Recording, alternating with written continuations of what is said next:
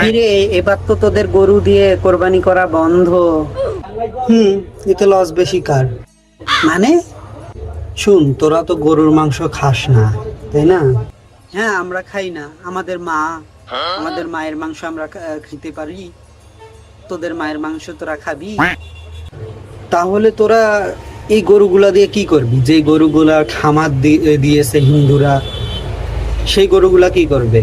সেই গরুগুলা খাবার দিবে কোথা থেকে? সেই গরু যদি বিক্রি না করতে পারে তাহলে খাবার দিবে কিভাবে?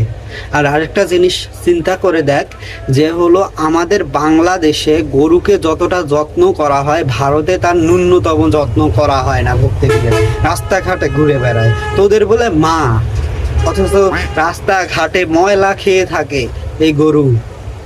কত ভিডিওর মধ্যে দেখা যায়। শুন, যদি আমরা তোদের ওই গরু দিয়ে কোরবানি না করতে পারি, তাহলে আমাদের জন্য ছাগল আছে, দুম্বা আছে, এগুলো দিয়ে আমরা কোরবানি দিতে পাবো। আমাদের কোরবানি হবে না, কিন্তু তোদের এই লস হবে শেষ পর্যন্ত। এটা মাথায় রাখবি। কথাগুলো খারাপ লাগলেও তোর কথার মধ্যে যুক্তি আছে। অতএব এরকম আলতু ফালতু চিন্তা বাদ দিয়ে ভালো হয়ে যা, বুঝছিস?